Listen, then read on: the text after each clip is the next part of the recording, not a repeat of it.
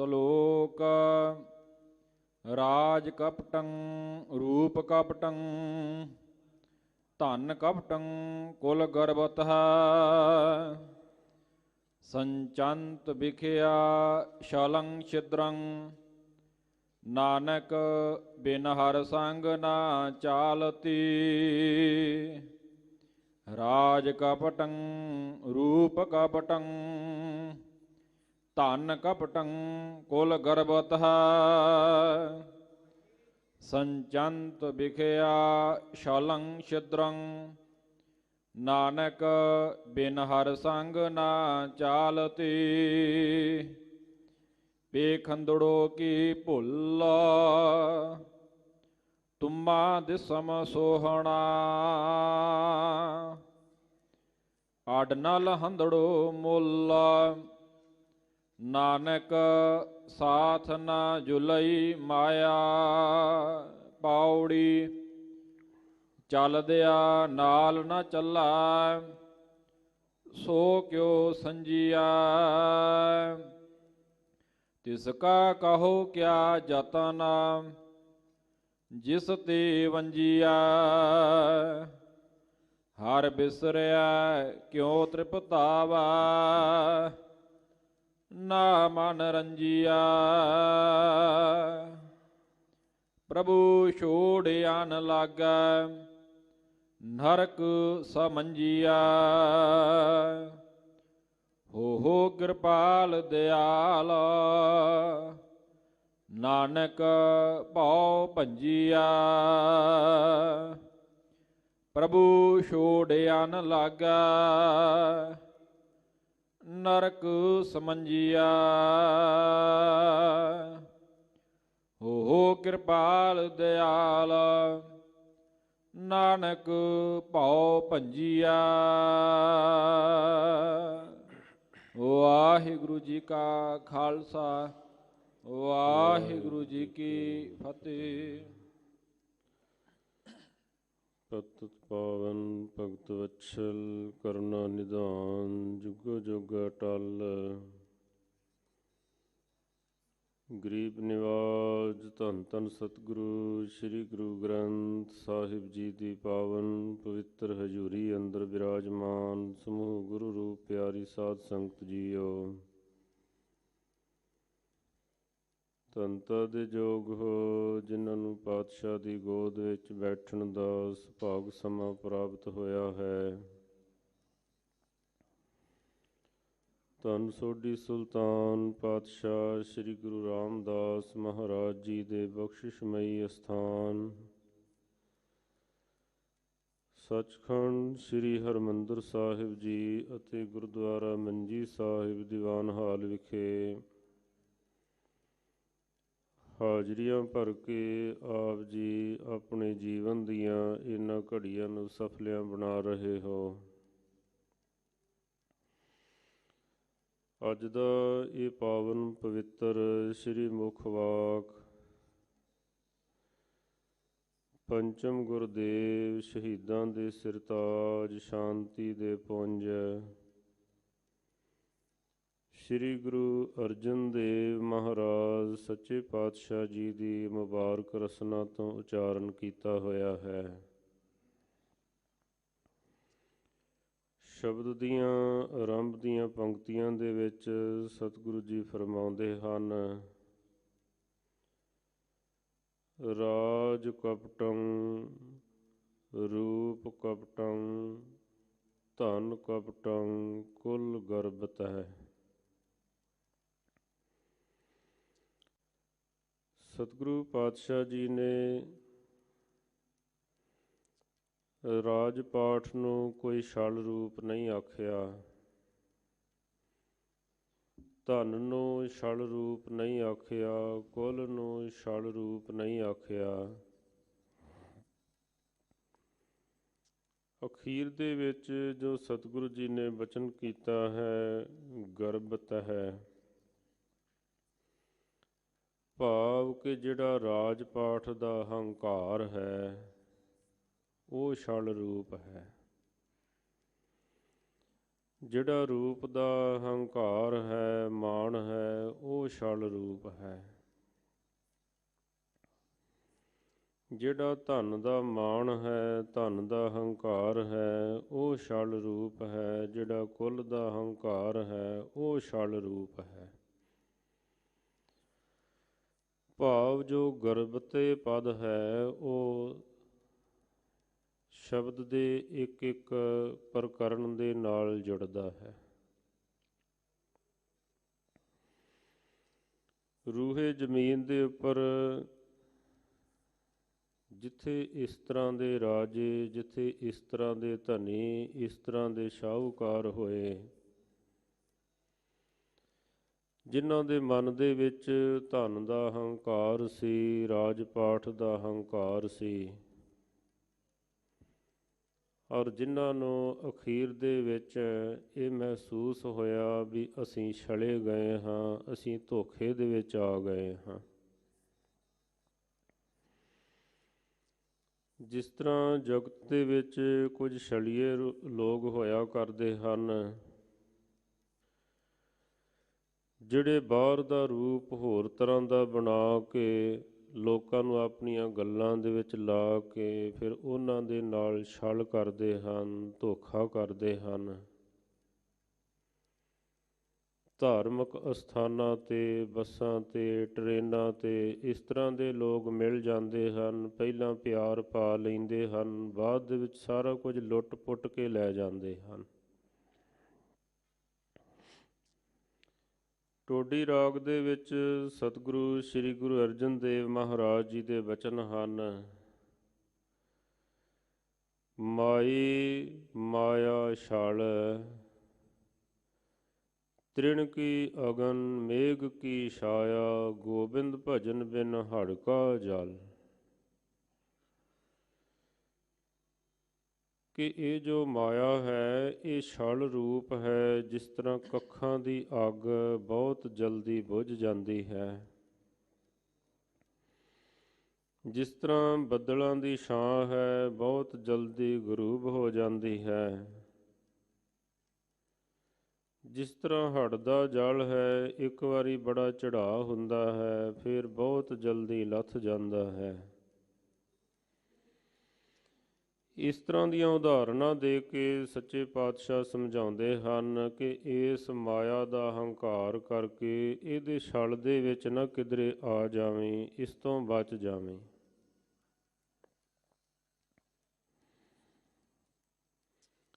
ਸਾਧ ਸੰਗਤ ਜੀ, ਜਿਸ ਤਰ੍ਹਾਂ ਹਰਨਾਕ ਸਾਧਕ ਦਾ ਜ਼ਿਕਰ ਆਉਂਦਾ ਹੈ, ਰਾਵਣ ਆਦਿਕ ਦਾ ਜ਼ਿਕਰ ਆਉਂਦਾ ਹੈ ਇਤਿਹਾਸ ਦੇ ਅੰਦਰ, ਜਿਹੜੇ ਪ੍ਰਭੂ ਤੋਂ ਮੁਨਕਰ ਹੋ ਗਏ ਸਨ, ਜਿਨ੍ਹਾਂ ਨੇ ਆਖਿਆ ਕਿ ਮੈਂ ਹੀ ਪ੍ਰਮਾਤਮਾ ਹਾਂ, ਮੈਂ ਹੀ ਰੱਬ ਹਾਂ, ਪਰ ਅਖੀਰ ਉਹਨਾਂ ਨੂੰ ਇਹ ਮਹਿਸੂਸ ਹੋਇਆ, ਪਤਾ ਚੱਲਿਆ ਵੀ ਅਸੀਂ ਤਾਂ ਧੋਖੇ ਦੇ ਵਿੱਚ ਆ ਗਏ ਹਾਂ, ਛਲੇ ਗਏ ਹਾਂ, ਸਾਡੇ ਨਾਲ ਧੋਖਾ ਹੋ ਗਿਆ ਹੈ। ਉੱਥੇ ਰੂਹੇ ਜ਼ਮੀਨ ਦੇ ਉੱਪਰ ਧਰਮੀ ਰਾਜਿਆਂ ਦੀ ਵੀ, ਧਰਮੀ ਪੁਰਸ਼ਾਂ ਦੀ ਵੀ ਕੋਈ ਕਮੀ ਨਹੀਂ ਰਹੀ ਹੈ। ਉਹ ਵੀ ਸਮੇਂ-ਸਮੇਂ ਦੇ ਉੱਪਰ ਜਗਤ ਦੇ ਵਿੱਚ ਹਮੇਸ਼ਾ ਰਹੇ ਹਨ। ਜਦ ਕਿਧਰੇ ਇਸ ਤਰ੍ਹਾਂ ਦੇ ਪੁਰਸ਼ਾਂ ਦੀ ਗੱਲ ਚੱਲਦੀ ਹੈ ਤਾਂ ਨਾਮ ਆ ਜਾਂਦਾ ਹੈ ਰਾਜੇ ਜਨਕ ਦਾ। ਜਿਹੜਾ ਰਾਜਾ ਹੈ, ਰਾਜਾ ਹੁੰਦਿਆਂ ਸੋਨੇ ਦੇ ਬਰਤਨਾਂ ਦੇ ਵਿੱਚ ਭੋਜਨ ਛਕਦਾ ਹੈ, ਸੋਨੇ ਦੇ ਮਹਿਲਾਂ ਦੇ ਵਿੱਚ ਰਹਿੰਦਾ ਹੈ, ਪਰ ਮਜਾਲ ਹੈ ਕਿ ਮਾਇਆ ਉਹਦੇ ਵਾਸਤੇ ਕੋਈ ਛਲ ਹੈ। ਉਹ ਮਾਇਆ ਦੇ ਵਿੱਚ ਰਹਿੰਦਾ ਹੋਇਆ ਨਿਰਲੇਪ ਹੈ। ਜਿਸ ਵਕਤ ਸ੍ਰੀ ਗੁਰੂ ਅਰਜਨ ਦੇਵ ਮਹਾਰਾਜ ਸੱਚੇ ਪਾਤਸ਼ਾਹ ਜੀ ਸ੍ਰੀ ਗੁਰੂ ਗ੍ਰੰਥ ਸਾਹਿਬ ਮਹਾਰਾਜ ਜੀ ਦੇ ਪਾਵਨ ਸਵਰੂਪ ਤਿਆਰ ਕਰਵਾ ਰਹੇ ਸਨ, ਲਿਖਵਾ ਰਹੇ ਸਨ, ਭਾਈ ਗੁਰਦਾਸ ਸਾਹਿਬ ਜੀ ਨੂੰ ਲਿਖਾਰੀ ਲਗਾ ਕੇ, ਕਹਿੰਦੇ ਉਸ ਵਕਤ ਲਾਹੌਰ ਤੋਂ ਕੁਝ ਇਸ ਤਰ੍ਹਾਂ ਦੇ ਅਭਿਆਸੀ ਆਏ ਜਿਹੜੇ ਅਜੇ ਮੰਜ਼ਿਲ ਤੱਕ ਤਾਂ ਨਹੀਂ ਅੱਪੜੇ ਹੋਏ ਸਨ, ਪਰ ਇਹ ਦਾਅਵਾ ਕਰ ਰਹੇ ਸਨ ਵੀ ਅਸੀਂ ਬ੍ਰਹਮ ਗਿਆਨੀ ਹੋ ਗਏ ਹਾਂ, ਸੰਤ ਹੋ ਗਏ ਹਾਂ। ਸਾਡੀ ਬਾਣੀ ਵੀ ਸ੍ਰੀ ਗੁਰੂ ਗ੍ਰੰਥ ਸਾਹਿਬ ਜੀ ਦੇ ਵਿੱਚ ਦਰਜ ਕੀਤੀ ਜਾਵੇ।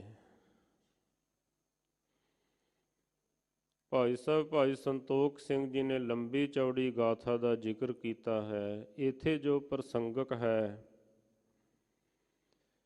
ਉਹਨਾਂ ਦੇ ਵਿੱਚੋਂ ਜਿਹੜਾ ਸ਼ਾਹ ਹੁਸੈਨ ਸੀ ਉਸ ਨੇ ਆਖਿਆ, ਅਸਾਂ ਨਾਲੋਂ ਸੇ ਭਲੇ ਜੋ ਜੰਮਦਿਆਂ ਮੋਏ, ਚਿੱਕੜ ਪੈਰ ਨਾ ਬੋਡਿਓ ਨਾ ਆਲੂਦ ਭਏ। ਕਹਿੰਦੇ ਸਾਡੇ ਨਾਲੋਂ ਤਾਂ ਉਹ ਚੰਗੇ ਜਿਹੜੇ ਜੰਮਦਿਆਂ ਹੀ ਮਰ ਗਏ। ਕਹਿੰਦੇ ਸੰਸਾਰ ਚਿੱਕੜ ਦੀ ਤਰ੍ਹਾਂ ਸੀ, ਪਰ ਚਿੱਕੜ ਦੇ ਵਿੱਚ ਉਹਨਾਂ ਨੇ ਆਪਣਾ ਪੈਰ ਹੀ ਨਹੀਂ ਰੱਖਿਆ। ਸਤਿਗੁਰੂ ਸ੍ਰੀ ਗੁਰੂ ਅਰਜਨ ਦੇਵ ਮਹਾਰਾਜ ਸੱਚੇ ਪਾਤਸ਼ਾਹ ਜੀ ਆਖਣ ਲੱਗੇ ਕਿ ਤੁਹਾਡੇ ਜਿਹੜੇ ਬੋਲ ਹਨ ਇਹ ਗੁਰਮਤਿ ਦੇ ਨਾਲ ਮੇਲ ਨਹੀਂ ਖਾਂਦੇ ਹਨ। ਗੁਰਮਤਿ ਦਾ ਇਹ ਸਿਧਾਂਤ ਹੈ ਕਿ ਸੰਸਾਰ ਦੇ ਵਿੱਚ ਰਹਿਣਾ ਹੈ ਸਿੱਖ ਨੇ, ਪਰ ਸੰਸਾਰ ਦੇ ਵਿੱਚ ਰਹਿੰਦਿਆਂ ਹੋਇਆਂ ਸੰਸਾਰ ਤੋਂ ਨਿਰਲੇਪ ਰਹਿਣਾ ਹੈ। ਕਈ ਵਾਰੀ ਬੜੇ ਬੜੇ ਬੈਰਾਗਮਈ ਸ਼ਬਦ ਆਉਂਦੇ ਹਨ। ਇਹ ਖਿਆਲ ਪੈਦਾ ਹੁੰਦਾ ਹੈ ਵੀ ਸ਼ਾਇਦ ਸਤਿਗੁਰੂ ਜੀ ਸਭ ਕੁਝ ਦਾ ਤਿਆਗ ਕਰਨ ਦੀ ਪ੍ਰੇਰਨਾ ਦੇ ਰਹੇ ਹਨ। ਘਰ-ਬਾਰ ਦਾ ਤਿਆਗ ਕਰ ਦਿਓ, ਰਾਜ ਪਾਠ ਦਾ ਤਿਆਗ ਕਰ ਦਿਓ, ਬਾਲ ਬੱਚੇ ਦਾ ਤਿਆਗ ਕਰ ਦਿਓ। ਪਰ ਜਦ ਗਹਿਰਾਈ ਤੱਕ ਜਾਈਦਾ ਹੈ ਤਾਂ ਸਤਿਗੁਰੂ ਜੀ ਸਮਝਾਉਂਦੇ ਹਨ, ਸਰੀਰ ਕਰਕੇ ਸੰਬੰਧ ਨਹੀਂ ਤੋੜਨੇ ਹਨ, ਮਨ ਕਰਕੇ ਸੰਬੰਧ ਤੋੜਨੇ ਹਨ। ਸੰਬੰਧ ਤੋੜਨ ਤੋਂ ਬਗੈਰ ਖੇਡ ਨਹੀਂ ਬਣਦੀ ਹੈ, ਪਰ ਸਰੀਰ ਕਰਕੇ ਨਹੀਂ ਰਹਿਣਾ ਸੰਸਾਰ ਦੇ ਵਿੱਚ ਹੀ ਹੈ। ਪਰ ਸੰਸਾਰ ਦੇ ਵਿੱਚ ਰਹਿੰਦਿਆਂ ਹੋਇਆਂ ਗੁਰਮੁਖ ਨੇ ਨਿਰਲੇਪ ਰਹਿਣਾ ਹੈ। ਧੰਨ ਸ੍ਰੀ ਗੁਰੂ ਨਾਨਕ ਦੇਵ ਮਹਾਰਾਜ ਜੀ ਦੇ ਚਰਨਾਂ ਦੇ ਵਿੱਚ ਸਿੱਧਾਂ ਨੇ ਬੇਨਤੀ ਕੀਤੀ ਸੀ, ਮਹਾਰਾਜ ਦੁਨੀਆ ਸਾਗਰ ਦੁੱਤਰ ਕਹੀਐ, ਕਿਉਂ ਕਰ ਪਾਈਐ ਪਾਰੋ। ਚਰਪਟ ਬੋਲੇ ਅਵਧੂ ਨਾਨਕ, ਦੇਹੋ ਸੱਚਾ ਵਿਚਾਰੋ। ਸੱਚੇ ਪਾਤਸ਼ਾਹ ਜੀ ਨੇ ਉੱਤਰ ਦਿੱਤਾ ਸੀ, ਜੈਸੇ ਜਲ ਮੈਂ ਕਮਲ ਨਿਰਾਲਮ, ਮੁਰਗਾਈ ਨੈ ਸਾਣੇ। ਸੁਰਤ ਸ਼ਬਦ ਭਵ ਸਾਗਰ ਤਰੀਐ, ਨਾਨਕ ਨਾਮ ਵਖਾਣੇ। ਮਹਾਰਾਜ ਕਹਿੰਦੇ ਜਿਹੜੇ ਸ਼ਬਦ ਸੁਰਤ ਦਾ ਅਭਿਆਸ ਕਰਦੇ ਹਨ, ਜਿਹੜੇ ਆਪਣੀ ਸੁਰਤ ਨੂੰ ਸ਼ਬਦ ਦੇ ਵਿੱਚ ਜੋੜਦੇ ਹਨ, ਉਹਨਾਂ ਨੂੰ ਇੱਕ ਅਵਸਥਾ ਪ੍ਰਾਪਤ ਹੁੰਦੀ ਹੈ ਕਿ ਜੋ ਸੰਸਾਰ ਦੇ ਵਿੱਚ ਰਹਿੰਦਿਆਂ ਹੋਇਆਂ ਸੰਸਾਰ ਦੇ ਵਿੱਚ ਲਿਪਾਏਮਾਨ ਨਹੀਂ ਹੁੰਦੇ ਹਨ, ਸੰਸਾਰ ਦੇ ਵਿੱਚ ਡੁੱਬਦੇ ਨਹੀਂ ਹਨ। ਨਾ ਉਹਨਾਂ ਨੂੰ ਰਾਜਨੀਤੀ ਡੋਬਦੀ ਹੈ, ਨਾ ਉਹਨਾਂ ਨੂੰ ਧਨ ਡੋਬਦਾ ਹੈ, ਨਾ ਉਹਨਾਂ ਨੂੰ ਪਰਿਵਾਰ ਡੋਬਦਾ ਹੈ, ਨਾ ਉਹਨਾਂ ਨੂੰ ਸੰਸਾਰ ਡੋਬਦਾ ਹੈ। ਬ੍ਰਹਮ ਗਿਆਨੀ ਸਦਾ ਨਿਰਲੇਪ, ਜੈਸੇ ਜਲ ਮੈਂ ਕਮਲ ਅਲੇਪ। ਭਾਈ ਸਾਹਿਬ ਭਾਈ ਗੁਰਦਾਸ ਸਾਹਿਬ ਜੀ ਦੇ ਵੀ ਇਸ ਭਾਵ ਦੇ ਬਚਨ ਆਉਂਦੇ ਹਨ, ਜੈਸੇ ਕੁਲਾ ਵਧੂ ਅੰਗ ਰਚਿਤ ਸ਼ਿੰਗਾਰ ਖੋੜਸ, ਤੇਈ ਗਨ ਕਾ ਰਚਿਤ ਸਗਲ ਸ਼ਿੰਗਾਰ ਜੀ। ਕੁਲਾ ਵਧੂ ਸੇਜਾ ਸਮੈ ਰਮੈ ਪਧਾਰ, ਏਕ ਬੇਸਵਾ ਅਨੇਕ ਸਹਿ ਕਰਤ ਬਿਬਚਾਰ ਜੀ। ਕੁਲਾ ਬਧੂ ਸੰਗਮ ਸੁਜਸ ਨਿਰਦੋਖ ਮੋਖ, ਬੇਸਵਾ ਪਰਸਤ ਅਪ ਜਸ ਹੋਏ ਵਿਕਾਰ ਜੀ। ਤੈਸੇ ਗੁਰ ਸਿੱਖਨ ਕੋ ਪਰਮ ਪਵਿੱਤਰ ਮਾਇਆ, ਸੋਈ ਦੁਖਦਾਇਕ ਹੋਏ ਦਹਿਤ ਸੰਸਾਰ ਜੀ। ਭਾਈ ਸਾਹਿਬ ਜੀ ਕਹਿੰਦੇ ਗੁਰਸਿੱਖਾਂ ਵਾਸਤੇ ਜੋ ਮਾਇਆ ਹੈ ਉਹ ਪਰਮ ਪਵਿੱਤਰ ਹੈ, ਕਿਉਂਕਿ ਉਹਨਾਂ ਨੂੰ ਇਹ ਜੁਗਤ ਸਮਝ ਵਿੱਚ ਆ ਗਈ। ਸੁਰਤ ਨੂੰ ਸ਼ਬਦ ਦੇ ਵਿੱਚ ਜੋੜਨਾ ਹੈ, ਬਾਣੀ ਦੇ ਵਿੱਚ ਜੋੜਨਾ ਹੈ, ਨਾਮ ਦੇ ਵਿੱਚ ਜੋੜਨਾ ਹੈ। ਇਸ ਕਰਕੇ ਉਹ ਸੰਸਾਰ ਦੇ ਵਿੱਚ ਰਹਿੰਦੇ ਸੰਸਾਰ ਦੇ ਵਿੱਚ ਖਚਤ ਨਹੀਂ ਹੁੰਦੇ ਹਨ, ਸੰਸਾਰ ਦੇ ਵਿੱਚ ਲਿਪਾਏਮਾਨ ਨਹੀਂ ਹੁੰਦੇ ਹਨ, ਸੰਸਾਰ ਦੇ ਵਿੱਚ ਰਹਿੰਦੇ ਹੋਏ ਨਿਰਲੇਪ ਰਹਿੰਦੇ ਹਨ। ਭਾਈ ਸਾਹਿਬ ਭਾਈ ਗੁਰਦਾਸ ਸਾਹਿਬ ਜੀ ਨੇ ਰਾਜੇ ਜਨਕ ਜੀ ਦੇ ਸੰਬੰਧ ਦੇ ਵਿੱਚ ਜ਼ਿਕਰ ਕੀਤਾ ਹੈ। ਭਗਤ ਵੱਡਾ ਰਾਜਾ ਜਨਕ ਹੈ, ਗੁਰਮੁਖ ਮਾਇਆ ਵਿੱਚ ਉਦਾਸੀ। ਦੇਵ ਲੋਕ ਨੋ ਚੱਲਿਆ, ਗਣ ਗੰਧਰਵ ਸਭਾ ਸੁਖ ਵਾਸੀ। ਜਮਪੁਰ ਗਿਆ ਪੁਕਾਰ ਸੁਣ, ਵਿਰ ਲਾਵਨ ਜੀ ਨਰਕ ਨਿਵਾਸੀ। ਕਹਿੰਦੇ ਨਰਕਾਂ ਦੇ ਵਿੱਚ ਪਾਏ ਹੋਏ ਜੀਵ ਵਿਰਲਾਪ ਕਰ ਰਹੇ ਸਨ, ਪੁਕਾਰਾਂ ਕਰ ਰਹੇ ਸਨ। ਧਰਮ ਰਾਏ ਨੋ ਆਖਿਓਨ, ਸਭਨਾ ਦੀ ਕਰ ਬੰਦ ਖਲਾਸੀ। ਕਹਿੰਦੇ ਸਾਰਿਆਂ ਨੂੰ ਮੁਕਤ ਕਰ ਦਿਓ, ਨਰਕਾਂ ਦੇ ਵਿੱਚੋਂ ਕੱਢ ਦਿਓ। ਕਹਿੰਦੇ ਕਰੇ ਬੇਨਤੀ ਧਰਮ ਰਾਏ, ਹਉ ਸੇਵਕ ਠਾਕੁਰ ਅਬਨਾਸੀ। ਕਹਿੰਦੇ ਠੀਕ ਹੈ, ਮੈਂ ਮਹਾਂਪੁਰਸ਼ਾਂ ਦਾ ਸਨਮਾਨ ਕਰਦਾ ਹਾਂ, ਪਰ ਮੈਂ ਵੀ ਕਿਸੇ ਦੇ ਹੁਕਮ ਦੇ ਵਿੱਚ ਇੱਥੇ ਬੈਠਾ ਹੋਇਆ ਹਾਂ। ਮੈਂ ਇਸ ਤਰ੍ਹਾਂ ਕਿਵੇਂ ਇਹਨਾਂ ਨੂੰ ਬਾਹਰ ਕੱਢ ਸਕਦਾ ਹਾਂ। ਕਹਿੰਦੇ ਫਿਰ ਗਹਿਣੇ ਧਰਿਓ ਨ ਏਕ ਨਾਮ, ਪਾਪਾਂ ਨਾਲ ਕਰੇ ਨਿਰਜਾਸੀ। ਕਹਿੰਦੇ ਵੀ ਇੱਕ ਘੜੀ ਦਾ ਸਿਮਰਨ ਜਿਹੜਾ ਹੈ ਨਾ ਮੇਰਾ, ਉਹ ਤੂੰ ਗਹਿਣੇ ਰੱਖ ਲੈ। ਜਿਸ ਵਕਤ ਉਹ ਤੱਕੜੀ ਦੇ ਵਿੱਚ ਪਾਏ, ਇੱਕ ਪਾਸੇ ਜੀਵਾਂ ਦੇ ਪਾਪ ਪਾਏ, ਇੱਕ ਪਾਸੇ ਉਹ ਜਨਕ ਜੀ ਦਾ ਇੱਕ ਘੜੀ ਦਾ ਸਿਮਰਿਆ ਹੋਇਆ ਨਾਮ ਪਾਇਆ। ਭਗਤ ਵੱਡਾ ਰਾਜਾ ਜਨਕ ਹੈ, ਜਿਨ ਸਿਮਰਨ ਕੀਓ ਵਿਵੇਕ।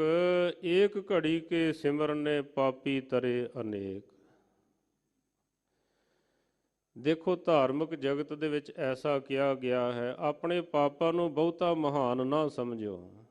ਇਹ ਬਹੁਤੇ ਮਹਾਨ ਨਹੀਂ ਹਨ, ਇਹਨਾਂ ਦਾ ਪ੍ਰਭਾਵ ਨਾ ਕਬੂਲੋ। ਸਿਮਰਨ ਕਰੋ, ਸਿਮਰਨ ਕਰੋ, ਸਿਮਰਨ ਕਰੋ, ਬਾਣੀ ਪੜੋ, ਨਾਮ ਜਪੋ। ਇੱਥੋਂ ਤੱਕ ਲਿਖਿਆ ਹੈ, ਪਾ ਸੰਗ ਪਾਪ ਨਾ ਪੁੱਜਨੀ, ਗੁਰਮੁਖ ਅਤੁਲ ਨਾ ਤੋਲ ਤੁਲਾਸੀ। ਜਿਵੇਂ ਵਜਨ ਪੂਰਾ ਕਰਨ ਵਾਸਤੇ ਪਾਸਕੂ ਪਾਇਆ ਜਾਂਦਾ ਹੈ ਨਾ, ਕਹਿੰਦੇ ਸਾਰੇ ਜੀਵਾਂ ਦੇ ਇੱਕ ਪਾਸੇ ਪਾਪ ਸਨ, ਇੱਕ ਪਾਸੇ ਜਨਕ ਜੀ ਦਾ ਇੱਕ ਘੜੀ ਦਾ ਨਾਮ ਸੀ। ਉਹ ਪਾਪ ਜਿਹੜੇ ਸਨ ਪਾਸਕੂ ਦੇ ਵੀ ਵੱਟੇ ਵੀ ਨਾ ਤੁਲ ਸਕੇ, ਪਾਸਕੂ ਦੀ ਵੀ ਬਰਾਬਰੀ ਨਾ ਕਰ ਸਕੇ। ਪਰਮਾਤਮਾ ਦੇ ਨਾਮ ਦੀਆਂ ਬਹੁਤ ਵੱਡੀਆਂ ਬਰਕਤਾਂ ਹਨ, ਪਰ ਗੱਲ ਇਹ ਹੈ ਵੀ ਆਪਾਂ ਇਸ ਪਾਸੇ ਆਉਂਦੇ ਕੋਈ ਨਹੀਂ ਹਾਂ, ਆਪਾਂ ਸਿਮਰਨਦੇ ਨਹੀਂ ਹਾਂ। ਪਾ ਸੰਗ ਪਾਪ ਨਾ ਪੁੱਜਨੀ, ਕਹਿੰਦੇ ਪਾਸਕੂ ਵੀ ਨਾ ਪੁੱਜ ਸਕੇ। ਗੁਰਮੁਖ ਅਤੁਲ ਨਾ ਤੋਲ ਤੁਲਾਸੀ, ਮੁਕਤ ਭੁਗਤ ਨਾਵੇਂ ਕੀ ਦਾਸੀ।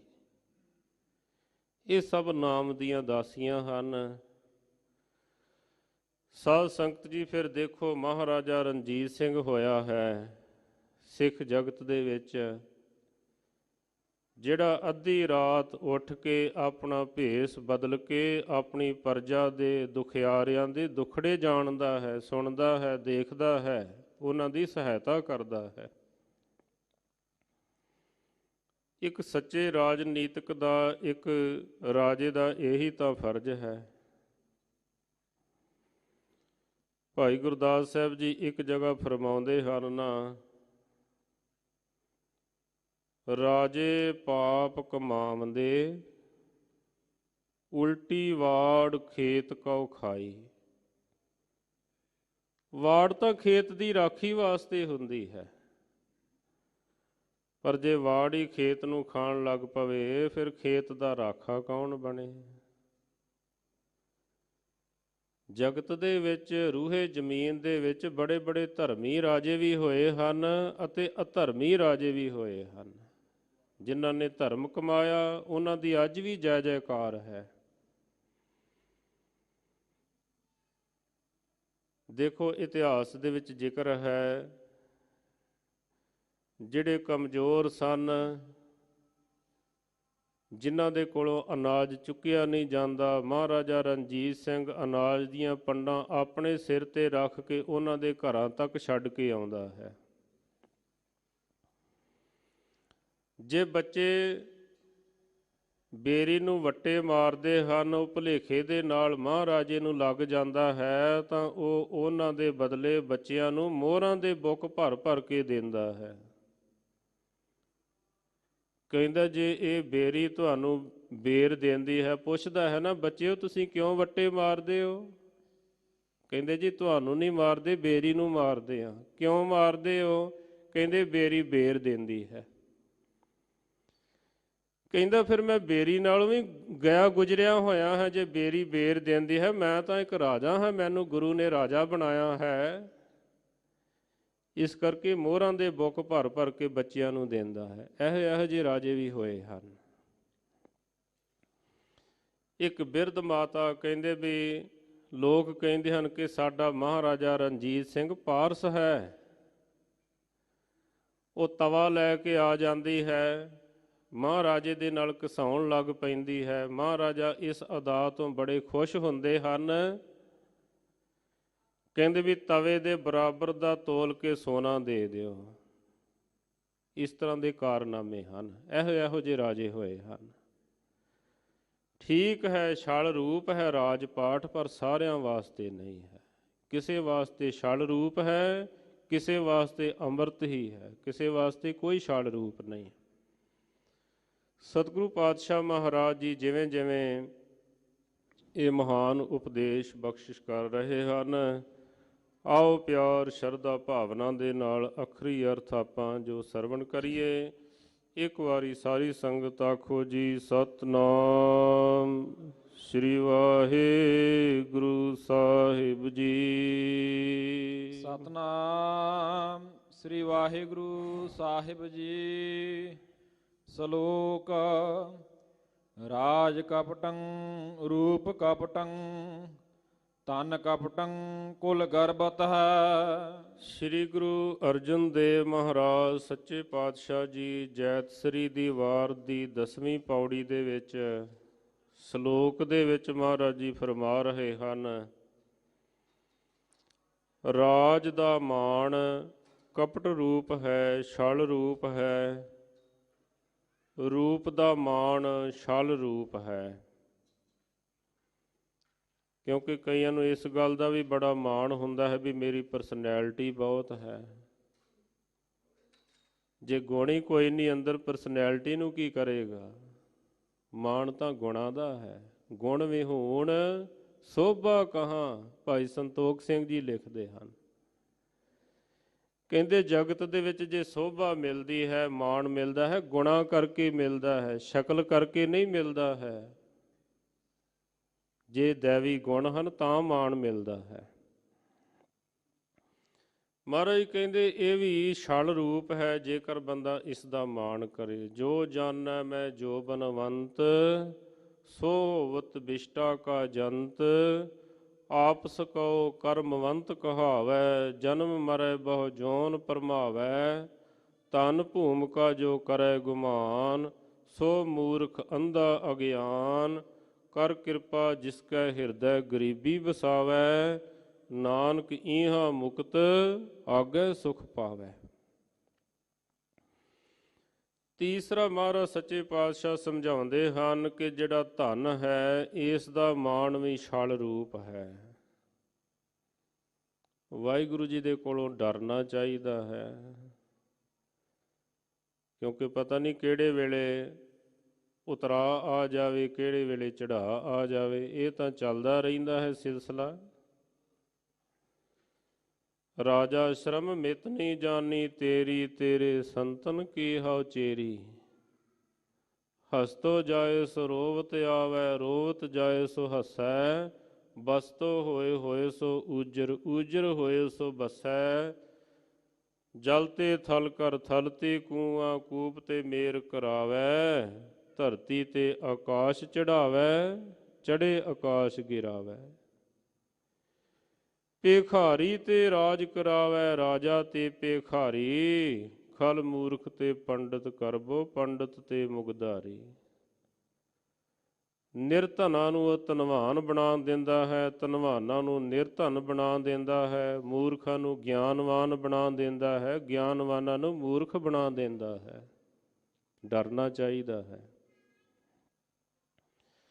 ਇਸ ਕਰਕੇ ਮਹਾਰਾਜ ਸਮਝਾਉਂਦੇ ਹਨ ਕਿ ਧਨ ਦਾ ਮਾਣ ਕਰਨਾ, ਧਨ ਹੋਣਾ, ਉਹਨੂੰ ਵਰਤਣਾ ਹੋਰ ਗੱਲ ਹੈ। ਇਹਦਾ ਹੰਕਾਰ ਕਰਨਾ ਮਹਾਰਾਜ ਕਹਿੰਦੇ ਛਲ ਰੂਪ ਹੈ। ਕੁੱਲ ਗਰਬਤ ਹੈ। ਫਿਰ ਕਹਿੰਦੇ ਆਪਣੇ ਆਪ ਨੂੰ ਉੱਚੀ ਕੁੱਲ ਵਾਲਾ ਜਾਣ ਕੇ ਉਹਦਾ ਮਾਣ ਕਰਨਾ। ਪ੍ਰਭੂ ਦੀ ਦਰਗਾਹ ਦੇ ਵਿੱਚ ਤਾਂ ਕਹਿੰਦੇ ਕੋਈ ਇਸ ਤਰ੍ਹਾਂ ਦੀ ਵਿਸ਼ੇਸ਼ਤਾ ਹੈ ਨਹੀਂ।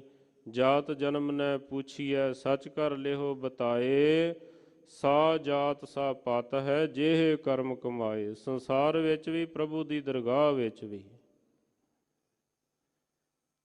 ਇੱਥੇ ਤਾਂ ਮਹਿਮਾ ਪਰਮਾਤਮਾ ਦੇ ਨਾਮ ਦੀ ਹੈ। ਇਸ ਜੁਗ ਮੈਂ ਸੋਭਾ ਨਾਮ ਕੀ ਬਿਨ ਨਾਮੈ ਸੋਭ ਨ ਹੋਏ, ਮਾਇਆ ਕੀ ਸੋਭਾ ਚਾਰ ਦਿਹਾੜੇ ਜਾਂਦੀ ਬਿਲਮ ਨ ਹੋਏ। ਜਿਨ੍ਹਾਂ ਜਿਨ੍ਹਾਂ ਨੇ ਨਾਮ ਜਪਿਆ ਉਹਨਾਂ ਦੀ ਮਹਿਮਾ ਹੈ। ਨੀਚ ਜਾਤ ਹਰ ਜਪਤਿਆਂ ਉੱਤਮ ਪਦਵੀ ਪਾਏ, ਪੁੱਛੋ ਬਿਦਰ ਦਾਸੀ ਸੁਤੈ ਕਿਸ਼ਨ ਉਤਰਿਆ ਘਰ ਜਿਸ ਜਾਏ। ਹਰ ਕੀ ਅਕਥ ਕਥਾ ਸੁਨੋ ਜਨ ਭਾਈ, ਜਿਤ ਸਹਿਸਾ ਦੁਖ ਭੂਖ ਸਭ ਲਹਿ ਜਾਏ।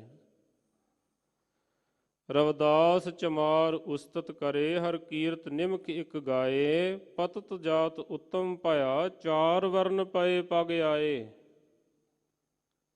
ਵੱਡੀਆਂ ਵੱਡੀਆਂ ਉੱਚੀਆਂ ਜਾਤਾਂ ਵਾਲੇ ਰਵਿਦਾਸ ਜੀ ਦੇ ਚਰਨ ਪਰਸਣ ਆਉਂਦੇ ਹਨ, ਕਿਉਂਕਿ ਉਹਨਾਂ ਦੇ ਹਿਰਦੇ ਦੇ ਵਿੱਚ ਪਰਮਾਤਮਾ ਦਾ ਨਾਮ ਵਸ ਗਿਆ ਹੈ। ਕੁੱਲ ਦੀ ਕੋਈ ਮਹਿਮਾ ਨਹੀਂ, ਮਹਿਮਾ ਹੈ ਪਰਮਾਤਮਾ ਦੇ ਨਾਮ ਦੀ ਹੈ। ਨਾਮਦੇਵ ਪ੍ਰੀਤ ਲੱਗੀ ਹਰ ਸੇਤੀ, ਲੋਕ ਸ਼ੀਪਾ ਕਹੈ ਬੁਲਾਏ। ਖੱਤਰੀ ਬ੍ਰਾਹਮਣ ਪਿੱਠ ਦੇ ਛੋਡੇ, ਹਰ ਨਾਮ ਦਿਓ ਲਿਆ ਮੁਖ ਲਾਏ। ਰੋਜ਼ਾਨਾ ਆਪਾਂ ਪੜ੍ਹਦੇ ਸੁਣਦੇ ਆ ਨਾ ਰਹਿਰਾਸ ਸਾਹਿਬ ਜੀ ਦੇ ਵਿੱਚ, ਹਰ ਜੁਗ ਜੁਗ ਭਗਤ ਪਾਇਆ ਪੈਜ ਰੱਖਦਾ ਆਇਆ। ਰਾਮ ਰਾਜੇ ਹਰ ਨਾਕਸ਼ ਦੁਸ਼ਟ ਹਰ ਮਾਰਿਆ, ਪ੍ਰਹਿਲਾਦ ਤਰਾਇਆ। ਅਹੰਕਾਰੀਆਂ ਨਿੰਦਕਾਂ ਪਿੱਠ ਦੇ ਨਾਮ ਦਿਓ ਮੁਖ ਲਾਇਆ। ਜਨ ਨਾਨਕ ਐਸਾ ਹਰ ਸੇਵਿਆ, ਅੰਤ ਲਏ ਛਡਾਇਆ। ਮਹਾਰਾਜ ਸਮਝਾਉਂਦੇ ਹਨ ਕਿ ਇਹਨਾਂ ਚੀਜ਼ਾਂ ਦਾ ਜਿਹੜਾ ਹੰਕਾਰ ਕਰਨਾ ਹੈ ਇਹ ਛਲ ਰੂਪ ਹੈ। ਐ ਜੀਵ ਇਹਨਾਂ ਦਾ ਹੰਕਾਰ ਨਾ ਕਰ, ਵਰਨਾ ਤੂੰ ਅਖੀਰ ਦੇ ਵਿੱਚ ਛਲਿਆ ਜਾਵੇਂਗਾ। ਸੰਚੰਤ ਵਿਖਿਆ ਛਲੰ ਛਿਦਰੰ, ਨਾਨਕ ਬਿਨ ਹਰ ਸੰਗ ਨਾ ਚਾਲਤੀ। ਕਹਿੰਦੇ ਫਿਰ ਛਲ ਕਰਕੇ, ਧੋਖਾ ਕਰਕੇ, ਬੇਈਮਾਨੀ ਕਰਕੇ ਜਿਹੜਾ ਤੂੰ ਧਨ ਇਕੱਠਾ ਕਰਦਾ ਹੈ, ਇਹ ਕਹਿੰਦੇ ਤੇਰੇ ਨਾਲ ਜਾਣ ਵਾਲਾ ਨਹੀਂ, ਤੈਨੂੰ ਸੁੱਖ ਦੇਣ ਵਾਲਾ ਨਹੀਂ ਹੈ।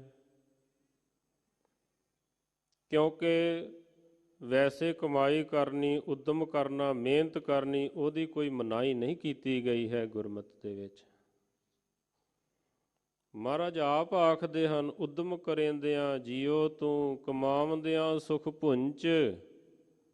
ਮਿਹਨਤ ਕਰ, ਧਿਆਏਂਦਿਆਂ ਤੂੰ ਪ੍ਰਭ ਮਿਲ, ਨਾਨਕ ਉਤਰੀ ਚਿੰਤ। ਪਰ ਇੱਥੇ ਜੋ ਮਹਾਰਾਜ ਸਿਧਾਂਤ ਰੱਖ ਰਹੇ ਹਨ, ਸਮਝਾ ਰਹੇ ਹਨ, ਕਹਿੰਦੇ ਛਲ ਕਰਕੇ ਨਾ ਕਮਾ, ਹੇਰਾ ਫੇਰੀ ਕਰਕੇ ਨਾ ਕਮਾ, ਬੇਈਮਾਨੀ ਕਰਕੇ ਨਾ ਕਮਾਈ ਕਰ, ਉਹਦੇ ਨਾਲ ਤੈਨੂੰ ਸੁੱਖ ਨਹੀਂ ਮਿਲੇਗਾ। ਤੂੰ ਆਪਣੀ ਵੀ ਬਰਬਾਦੀ ਕਰੇਂਗਾ, ਬੱਚਿਆਂ ਦੀ ਵੀ ਬਰਬਾਦੀ ਕਰੇਂਗਾ, ਪਰਿਵਾਰ ਦੀ ਵੀ ਬਰਬਾਦੀ ਕਰੇਂਗਾ, ਜੇਕਰ ਤੂੰ ਧੋਖੇ ਨਾਲ, ਛਲ ਨਾਲ, ਬੇਈਮਾਨੀ ਦੇ ਨਾਲ, ਹੇਰਾ ਫੇਰੀ ਦੇ ਨਾਲ ਧਨ ਇਕੱਠਾ ਕਰੇਂਗਾ। ਭਾਈ ਸਾਹਿਬ ਭਾਈ ਗੁਰਦਾਸ ਸਾਹਿਬ ਜੀ ਦੇ ਬਚਨ ਹਨ, ਜੈਸੇ ਮਧ ਮਾਖੀ ਸੀਂਚ ਸੀਂਚ ਕੈ ਇਕੱਤਰ ਕਰੈ, ਹਰੇ ਮਧੂ ਆਏ ਤਾਕੇ ਮੁਖ ਛਾਰ ਡਾਰ ਕੈ। ਕਹਿੰਦੇ ਮਧੂ ਮੱਖੀ ਜਿਹੜੀ ਵਿਚਾਰੀ ਹੈ ਉਹ ਸ਼ਹਿਦ ਇਕੱਠਾ ਕਰਦੀ ਰਹਿੰਦੀ ਹੈ, ਕਰਦੀ ਰਹਿੰਦੀ ਹੈ। ਜਿਹੜੇ ਸ਼ਹਿਦ ਚੋਣ ਵਾਲੇ ਹਨ ਉਹਦੇ ਅੱਖਾਂ ਦੇ ਵਿੱਚ, ਉਹਦੇ ਮੂੰਹ ਦੇ ਵਿੱਚ ਸਵਾਹ ਪਾ ਕੇ ਸ਼ਹਿਦ ਆਪ ਪ੍ਰਾਪਤ ਕਰ ਲੈਂਦੇ ਹਨ। ਧੂੰਆਂ ਜਿਹਾ ਧੁਖਾ ਕੇ ਉਹਦੀਆਂ ਅੱਖਾਂ ਵਿੱਚ ਪਾ ਕੇ, ਮੂੰਹ ਵਿੱਚ ਪਾ ਕੇ ਸ਼ਾਇਦ ਉਹ ਆਪ ਚੋ ਲੈਂਦੇ ਹਨ।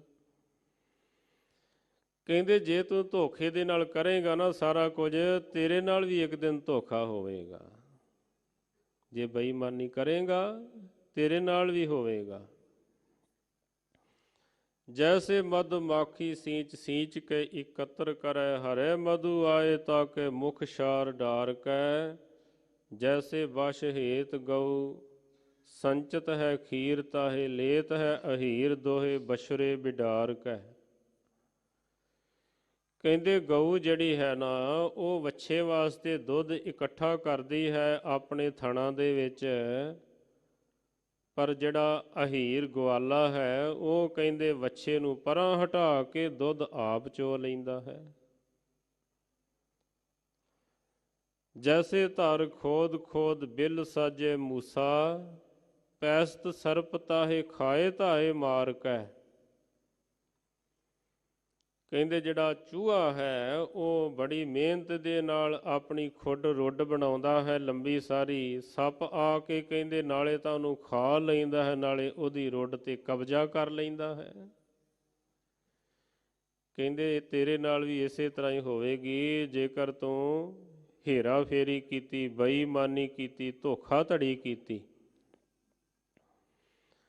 ਤੈਸੇ ਕੋਟ ਪਾਪ ਕਰ ਜੋਰ ਜੋਰ ਮੂੜ ਮਾਇਆ, ਅੰਤ ਕਾਲ ਛੋੜ ਚੱਲੇ ਦੋਨੋਂ ਕਰ ਝਾਰ ਕੈ। ਕਹਿੰਦੇ ਮਾਇਆ ਇਕੱਠੀ ਕੀਤੀ ਮਿਹਨਤ ਕਰਕੇ ਨਹੀਂ, ਪਾਪ ਕਰ ਕਰਕੇ, ਹੇਰਾ ਫੇਰੀਆਂ ਕਰਕੇ, ਬੇਈਮਾਨੀਆਂ ਕਰਕੇ, ਮਿਲਾਵਟਾਂ ਕਰਕੇ, ਲੋਕਾਂ ਦੀ ਜ਼ਿੰਦਗੀ ਦੇ ਨਾਲ ਖਿਲਵਾੜ ਕਰਕੇ। ਤੈਸੇ ਕੋਟ ਪਾਪ ਕਰ ਜੋਰ ਜੋਰ ਮੂੜ ਮਾਇਆ, ਅੰਤ ਕਾਲ ਛੋੜ ਚੱਲੇ ਦੋਨੋਂ ਕਰ ਝਾਰ ਕੈ। ਅੰਤ ਨੂੰ ਕਹਿੰਦੇ ਦੋਨੋਂ ਹੱਥ ਝਾੜ ਕੇ ਤੂੰ ਤੁਰ ਜਾਵੇਂਗਾ, ਤੇਰੇ ਪੱਲੇ ਕੀ ਪਵੇਗਾ, ਇਹਨੇ ਸੁੱਖ ਕੋਈ ਨਹੀਂ ਦੇਣਾ। ਸਮਝਾਉਂਦੇ ਹਨ ਜਿਉ ਮਧਮਾਖੀ ਸੰਚੈ ਅਪਾਰ, ਮਦ ਲੀਨੋ ਮੁਖ ਦੀਨੀ ਸ਼ਾਰ। ਗਊ ਬਾਸ਼ ਕੋ ਸੰਚੈ ਖੀਰ, ਗਲਾ ਬਾਂਧ ਦੋਇ ਲੈ ਅਹੀਰ। ਮਹਾਰਾਜ ਗੁਰਬਾਣੀ ਵਿੱਚ ਵੀ ਭਗਤ ਨਾਮਦੇਵ ਜੀ ਫਰਮਾਉਂਦੇ ਹਨ। ਸਤਿਗੁਰੂ ਪਾਤਸ਼ਾਹ ਮਹਾਰਾਜ ਜੀ ਸਮਝਾ ਰਹੇ ਹਨ ਕਿ ਤੂੰ ਧਨ ਇਕੱਠਾ ਕਰਦਾ ਹੈ, ਇੱਕ ਤਾਂ ਛਲ ਕਰਕੇ, ਦੂਸਰਾ ਨੁਕਤਾ ਮਹਾਰਾਜ ਜੀ ਸਾਡੇ ਸਾਹਮਣੇ ਰੱਖਦੇ ਹਨ ਕਿ ਛਿਦਰ ਦੇ ਨਾਲ, ਭਾਵ ਆਪਣੀ ਮਸ਼ਹੂਰੀ ਕਰਨੀ, ਦੂਸਰਿਆਂ ਦੇ ਜਿਹੜੇ ਔਗਣ ਹਨ ਉਹਨਾਂ ਨੂੰ ਜਗ ਜ਼ਾਹਰ ਕਰਨਾ, ਉਹ ਸੰਸਾਰ ਦੇ ਸਾਹਮਣੇ ਰੱਖਣੇ, ਪਰਦੇ ਚੁੱਕਣੇ। ਕਹਿੰਦੇ ਇਸ ਤਰੀਕੇ ਦੇ ਨਾਲ ਤੂੰ ਮਹਾਨ ਨਹੀਂ ਹੋ ਸਕੇਗਾ। ਮਹਾਨ ਉਹੀ ਹੁੰਦੇ ਹਨ ਜਿਹੜੇ ਦੂਸਰਿਆਂ ਦਾ ਸਨਮਾਨ ਕਰਦੇ ਹਨ, ਉਹਨਾਂ ਨੂੰ ਸਨਮਾਨ ਮਿਲ ਜਾਂਦਾ ਹੈ। ਇਹ ਵਾਹਿਗੁਰੂ ਦਾ ਵਿਧਾਨ ਹੈ, ਦਿੱਤਾ ਲਈਐ ਆਪਣਾ, ਅਣ ਦਿੱਤਾ ਕਿਛ ਹੱਥ ਨਾ ਆਵੇ। ਜੋ ਕਿਸੇ ਦਾ ਅਪਮਾਨ ਕਰਦਾ ਹੈ ਇੱਕ ਦਿਨ ਉਸ ਦਾ ਅਪਮਾਨ ਹੁੰਦਾ ਹੈ, ਜਿਹੜਾ ਕਿਸੇ ਨੂੰ ਸਨਮਾਨ ਦਿੰਦਾ ਹੈ ਉਹਦਾ ਜ਼ਰੂਰ ਸਨਮਾਨ ਹੁੰਦਾ ਹੈ। ਇਹ ਵਾਹਿਗੁਰੂ ਦਾ ਵਿਧਾਨ ਹੈ। ਦਾਸ ਕਈ ਵਾਰੀ ਹੈਰਾਨ ਹੁੰਦਾ ਹੈ, ਚਲੋ ਵਪਾਰ ਦੀ ਦੁਨੀਆ ਦੇ ਵਿੱਚ ਤਾਂ ਇਸ ਤਰ੍ਹਾਂ ਚੱਲਦਾ ਹੈ ਵੀ ਫਲਾਣੇ ਦੀ ਦੁਕਾਨ ਦਾ ਸੌਦਾ ਮਾੜਾ ਹੈ, ਮੇਰੀ ਦਾ ਚੰਗਾ ਹੈ। ਧਾਰਮਿਕ ਜਗਤ ਵਿੱਚ ਵੀ ਐਸਾ ਚੱਲਦਾ ਹੈ। ਦੂਸਰਾ ਕਿਹੜਾ ਗਿਆਨੀ ਹੈ, ਮੇਰੇ ਕੋਲ ਜ਼ਿਆਦਾ ਗਿਆਨ ਹੈ, ਦੂਜੇ ਕੋਲ ਕੀ ਹੈ। ਦੂਜਾ ਕਿਹੜਾ ਵਧੀਆ ਕੀਰਤਨ ਕਰਦਾ, ਮੈਂ ਸੋਹਣਾ ਕੀਰਤਨ ਕਰਦਾ ਹਾਂ, ਮੈਂ ਵਧੀਆ ਕਥਾ ਕਰਦਾ ਹਾਂ, ਦੂਸਰਾ ਨਹੀਂ ਕੋਈ ਚੰਗੀ ਕਰਦਾ। ਦੂਸਰੇ ਵਿੱਚ ਤਾਂ ਇਹ ਔਗਣ ਹੈ, ਇਹ ਔਗਣ ਹੈ। ਮਹਾਰਾਜ ਕਹਿੰਦੇ ਦੂਸਰਿਆਂ ਦੇ ਔਗਣਾਂ ਤੇ ਪਰਦਾ ਪਾਉਣ ਦੀ ਜਾਚ ਸਿੱਖ। ਐਸਾ ਕਿਹੜਾ ਮਾਈ ਦਾ ਲਾਲ ਹੈ ਜਿਹਦੇ ਵਿੱਚ ਔਗਣ ਨਹੀਂ, ਸਭ ਦੇ ਵਿੱਚ ਹੁੰਦੇ ਹਨ। ਵਿਦਵਾਨਾਂ ਦਾ ਜ਼ਿਕਰ ਹੈ, ਜਬ ਨਾ ਥੀ ਆਪਣੀ ਖਬਰ, ਦੇਖਤੇ ਥੇ ਔरों के ऐबो हुनर। जब अपनी खबर पड़ी तब कोई बेगाना ना रहा। ਬੰਦਾ ਉਹਨਾਂ ਚਿਰ ਤੱਕ ਹੀ ਦੂਸਰਿਆਂ ਦੇ ਔਗਣ ਫਰੋਲਣ ਦੀ ਕੋਸ਼ਿਸ਼ ਕਰਦਾ ਹੈ ਜਦੋਂ ਆਪਣੇ ਅੰਦਰ ਝਾਤ ਨਹੀਂ ਪਾਉਂਦਾ ਹੈ। ਜਿਸ ਦਿਨ ਆਪਣੇ ਅੰਦਰ ਝਾਤ ਪਾਉਣ ਦੀ ਜਾਚ ਆ ਗਈ, ਫਿਰ ਪਤਾ ਚੱਲੇਗਾ ਕਬੀਰ ਸਭ ਤੇ ਹਮ ਬੁਰੇ, ਹਮ ਤਜ ਭਲੋ ਸਭ ਕੋਏ। ਜਿਨ ਐਸਾ ਕਰ ਬੂਝਿਆ ਮੀਤ ਹਮਾਰਾ ਸੋਏ। ਮਹਾਰਾਜ ਸਮਝਾਉਂਦੇ ਹਨ, ਕਹਿੰਦੇ ਛਿਦਰ ਦੇ ਨਾਲ ਦੂਸਰਿਆਂ ਦੇ ਔਗਣ ਫਰੋਲ ਕੇ ਤੂੰ ਇਹ ਕੁਝ ਕਰਦਾ ਹੈ। ਨਾਨਕ ਬਿਨ ਹਰ ਸੰਗ ਨਾ ਚਾਲ, ਤੇ ਨਾਲ ਚੱਲਣ ਵਾਲਾ ਤਾਂ ਕੇਵਲ ਪਰਮਾਤਮਾ ਦਾ ਨਾਮ ਹੈ, ਸ਼ੁਭ ਕਰਮ ਹਨ। ਮਰਗਟ ਲਓ ਸਭ ਲੋਗ ਕੁਟੰਬ ਭਇਓ, ਆਗੈ ਹੰਸ ਅਕੇਲਾ। ਧਨ ਤਾਂ ਸਵਾਸ ਨਿਕਲਦਿਆਂ ਹੀ ਬੇਗਾਨਾ, ਸਾਕ ਸੰਬੰਧੀ ਵੱਧ ਤੋਂ ਵੱਧ ਮੜੀਆਂ ਕਬਰਾਂ ਤੱਕ ਚਲੇ ਜਾਣਗੇ, ਅੱਗੇ ਤਾਂ ਇਕੱਲੇ ਨੂੰ ਹੀ ਜਾਣਾ ਪੈਣਾ ਹੈ। ਨਾਲ ਫਿਰ ਜਾਂਦਾ ਹੈ ਪਰਮਾਤਮਾ ਦਾ ਨਾਮ, ਚੰਗੇ ਗੁਣ ਜਾਂਦੇ ਹਨ, ਨੇਕੀਆਂ ਨਾਲ ਜਾਂਦੀਆਂ ਹਨ। ਕਹਿੰਦੇ ਇਹ ਸਾਰਾ ਕੁਝ ਜਿਹੜਾ ਹੈ ਨਾ ਤੇਰੇ ਨਾਲ ਜਾਣ ਵਾਲਾ ਨਹੀਂ। ਪੇਖੰਦੜੋ ਕੀ ਭੁੱਲ ਤੁਮਾ ਦਿਸਮ ਸੋਹਣਾ। ਮਹਾਰਾਜ ਸਮਝਾਉਂਦੇ ਹਨ ਕਿ ਭਈ ਇਹ ਤੇਰੇ ਦੇਖਣ ਦੀ ਭੁੱਲ ਹੈ। ਜਿਹੜਾ ਤੁਮਾ ਹੈ ਦੇਖਣ ਨੂੰ ਬਹੁਤ ਪੀਲਾ ਪੀਲਾ ਸੋਹਣਾ ਲੱਗਦਾ ਹੈ, ਸੁੰਦਰ ਲੱਗਦਾ ਹੈ। ਹੱਡ ਨਾਲ ਹੰਦੜੋ ਮੁੱਲ ਨਾਨਕ ਸਾਥ ਨਾ ਜੁਲਈ ਮਾਇਆ। ਉਹਦੀ ਸ਼ਕਲ ਹੀ ਖਰਬੂਜੇ ਵਰਗੀ ਹੈ, ਪਰ ਹੈ ਖਰਬੂਜਾ ਨਹੀਂ, ਹੈ ਕੌੜਾ ਹੈ। ਇਹ ਸੰਸਾਰ ਦੇ ਪਦਾਰਥ ਦੇਖਣ ਨੂੰ ਹੀ ਚੰਗੇ ਲੱਗਦੇ ਹਨ। ਇਸ ਕਰਕੇ ਤਾਂ ਹੀ ਤਾਂ ਸੰਤ ਭਗਤ ਜਿਹੜੇ ਹਨ ਮੰਗਦੇ ਹਨ ਪ੍ਰਮਾਤਮਾ ਦੇ ਕੋਲੋਂ, ਵਿਣ ਤੁਧ ਹੋਰ ਜੇ ਮੰਗਣਾ, ਸਿਰ ਦੁੱਖਾਂ ਕੇ ਦੁੱਖ। ਦੇ ਨਾਮ ਸੰਤੋਖੀਆ, ਉਤਰੇ ਮਨ ਕੀ ਭੁੱਖ। ਸੁਖ ਮੰਗਤ ਦੁਖ ਆਗੈ ਆਵੈ, ਸੋ ਸੁਖ ਹਮੋ ਨ ਮੰਗਿਆ ਭਾਵੈ। ਮਹਾਰਾਜ ਕਹਿੰਦੇ ਇਹ ਜਿਹੜੇ ਸੰਸਾਰ ਦੀ ਮੋਹ ਮਾਇਆ ਹੈ ਤੁਮੇ ਦੀ ਤਰ੍ਹਾਂ ਬਹੁਤ ਹੀ ਪ੍ਰਭਾਵਸ਼ਾਲੀ ਹੈ, ਦੇਖਣ ਨੂੰ ਹੀ ਚੰਗੀ ਲੱਗਦੀ ਹੈ। ਪੌੜੀ ਅੱਡ ਨਾਲ ਹੰਦੜੋ ਮੁੱਲ ਨਾਨਕ ਸਾਥ ਨਾ ਜੁਲਈ ਮਾਇਆ। ਕਹਿੰਦੇ ਤੁਮੇ ਦੀ ਕੀਮਤ ਬਹੁਤ ਥੋੜੀ ਹੈ, ਮਾਨੋ ਕਿ ਅੱਧੀ ਦਮੜੀ ਵੀ ਨਹੀਂ ਹੈ। ਇਸ ਤਰ੍ਹਾਂ ਮਹਾਰਾਜ ਸਮਝਾਉਂਦੇ ਹਨ ਕਿ ਜਿਹੜੀ ਮਾਇਆ ਹੈ ਨਾਲ ਜਾਣ ਵਾਲੀ ਨਹੀਂ, ਇੱਥੇ ਦੀ ਇੱਥੇ ਹੀ ਰਹਿ ਜਾਂਦੀ ਹੈ। ਪੌੜੀ ਚਲਦਿਆ ਨਾਲ ਨਾ ਚੱਲੈ, ਸੋ ਕਿਉ ਸੰਜੀਆ। ਜੇ ਨਾਲ ਚੱਲਣ ਲੱਗਿਆ ਮਾਇਆ ਨੇ ਨਾਲ ਨਹੀਂ ਜਾਣਾ, ਫਿਰ ਕਹਿੰਦੇ ਪਾਪ ਕਰ ਕਰਕੇ, ਹੇਰਾ ਫੇਰੀਆਂ ਕਰ ਕਰਕੇ, ਬੇਈਮਾਨੀਆਂ ਕਰ ਕਰਕੇ, ਗੁਰੂ ਨੂੰ 2 ਨੰਬਰ ਤੇ ਰੱਖ ਕੇ, ਪ੍ਰਮਾਤਮਾ ਨੂੰ 2 ਨੰਬਰ ਤੇ ਰੱਖ ਕੇ, ਮਾਇਆ ਨੂੰ 1 ਨੰਬਰ ਤੇ ਰੱਖ ਕੇ ਕੀ ਲਾਭ ਮਿਲੇਗਾ? ਆਪਾਂ ਇਹ ਕਹਿੰਦੇ ਆ ਨਾ, ਚਲੋ ਕੋਈ ਗੱਲ ਨਹੀਂ, ਮਰਜ਼ਾਦਾ ਬਾਅਦ ਵਿੱਚ ਦੇਖ ਲਵਾਂਗੇ, ਗੁਰੂ ਦੀ ਮੱਤ ਨੂੰ ਬਾਅਦ ਵਿੱਚ ਦੇਖ ਲਵਾਂਗੇ, ਪਹਿਲਾਂ ਇਹ ਕੰਮ ਕਰ ਲਈਏ। ਮਹਾਰਾਜ ਕਹਿੰਦੇ ਇੰਜ ਨਾ ਕਰ, ਗੁਰੂ ਨੂੰ 1 ਨੰਬਰ ਤੇ ਰੱਖ। ਅਬ ਹਮ ਚੱਲੀ ਠਾਕੁਰ ਪੈ ਹਾਰ, ਜਬ ਹਮ ਸ਼ਰਨ ਪ੍ਰਭੂ ਕੀ ਆਈ, ਰਾਖ ਪ੍ਰਭੂ ਭਾਵੇਂ ਮਾਰ। ਲੋਗਨ ਕੀ ਚਤੁਰਾਈ ਉਪਮਾ ਤੇਬੈ ਸੰਤਰ ਜਾਰ, ਭਾਵੇਂ ਭਲਾ ਕਹੋ ਭਾਵੇਂ ਬੁਰਾ ਕਰੋ, ਹਮ ਤਨ ਦਿਓ ਹੈ ਢਾਰ। ਕਹਿੰਦੇ ਭਾਵੇਂ ਲਾਹਾ ਹੋਵੇ ਭਾਵੇਂ ਘਾਟਾ ਹੋਵੇ, ਇਹਨਾਂ ਚੱਕਰਾਂ ਵਿੱਚ ਨਾ ਪੈ, ਵਾਹਿਗੁਰੂ ਤੇਰੇ ਆਪੇ ਘਾਟੇ ਪੂਰੇ ਕਰ ਦੇਵੇਗਾ, ਉਹਨੂੰ ਫਿਕਰ ਹੈ ਸਭ ਦਾ। ਇਸ ਕਰਕੇ ਗੁਰੂ ਨੂੰ 1 ਨੰਬਰ ਤੇ ਰੱਖ, ਪਰਮਾਤਮਾ ਨੂੰ 1 ਨੰਬਰ ਤੇ ਰੱਖ। ਜੇ ਨਾਲ ਚੱਲਣ ਲੱਗਿਆ ਚੱਲਣੀ ਨਹੀਂ, ਫਿਰ ਪਾਪ ਕਰ ਕਰਕੇ ਕਿਉਂ ਇਕੱਠੀ ਕਰੀਏ। ਜਿਸ ਕਾ ਕਹੋ ਕਿਆ ਜਤਨ, ਜਿਸ ਤੇ ਵੰਜੀਆ। ਉਸ ਦਾ ਕੀ ਯਤਨ ਕਰਨਾ ਹੈ, ਜਿਸ ਤੋਂ ਫਿਰ ਕਹਿੰਦੇ ਅਖੀਰ ਵੰਚਿਤ ਰਹਿ ਜਾਈਦਾ ਹੈ। ਹਰ ਬਿਸਰਿਆ ਕਿਉਂ ਤ੍ਰਿਪਤਾਵੈ, ਨਾ ਮਨ ਰੰਜੀਆ। ਵਾਹਿਗੁਰੂ ਦੇ ਨਾਮ ਨੂੰ ਭੁਲਾ ਕੇ ਕਿਵੇਂ ਤ੍ਰਿਪਤ ਹੋ ਸਕੀਦਾ ਹੈ।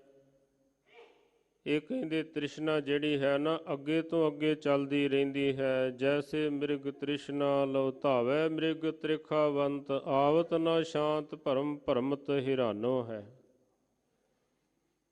ਬੰਦਾ ਕਹਿੰਦਾ ਮੈਨੂੰ ਇਹ ਚੀਜ਼ ਮਿਲ ਜਾਵੇ ਫਿਰ ਮੈਂ ਸੰਤੁਸ਼ਟ ਹੋ ਜਾਵਾਂਗਾ, ਵਾਹਿਗੁਰੂ ਉਹ ਦੇ ਦਿੰਦਾ ਹੈ। ਕਹਿੰਦਾ ਨਹੀਂ, ਮੇਰਾ ਆਹ ਕੰਮ ਹੋ ਜਾਵੇ ਫਿਰ ਮੈਂ ਸੰਤੁਸ਼ਟ ਹੋ ਜਾਵਾਂਗਾ। ਗੁਰੂ ਬੰਦੇ ਨੂੰ ਉਹ ਵੀ ਦੇ ਦਿੰਦਾ ਹੈ, ਪਰ ਇਹਦੀ ਤ੍ਰਿਸ਼ਨਾ ਕਿੱਥੇ ਰੁਕਦੀ ਹੈ। ਕਹਿੰਦੇ ਨਹੀਂ, ਹੁਣ ਮੈਨੂੰ ਇਹ ਚੀਜ਼ ਮਿਲ ਜਾਵੇ ਨਾ ਫਿਰ ਮੈਂ ਸੰਤੁਸ਼ਟ ਹੋ ਜਾਵਾਂਗਾ। ਭਾਈ ਸਾਹਿਬ ਜੀ ਕਹਿੰਦੇ ਇਹ ਮਿਰਗ ਤ੍ਰਿਸ਼ਨਾ ਹੈ, ਹਿਰਨ ਦੀ ਦੌੜ ਹੈ। ਇਹ ਕਦੇ ਵਾਸਤੇ ਪਦਾਰਥਾਂ ਦੇ ਨਾਲ ਤੂੰ ਸੰਤੁਸ਼ਟ ਹੋ ਹੀ ਨਹੀਂ ਸਕਦਾ ਹੈ। ਜਿਵੇਂ ਮਾਰੂ ਥਾਲ ਦੇ ਵਿੱਚ ਚਮਕਦੀ ਹੋਈ ਰੇਤ ਪਾਣੀ ਪ੍ਰਤੀਤ ਹੁੰਦੀ ਹੈ, ਹਿਰਨ ਜਦ ਉਸ ਤੱਕ ਪਹੁੰਚਦਾ ਹੈ ਪਤਾ ਚੱਲਦਾ ਹੈ ਇਹ ਪਾਣੀ ਨਹੀਂ, ਇਹ ਤਾਂ ਰੇਤ ਹੈ।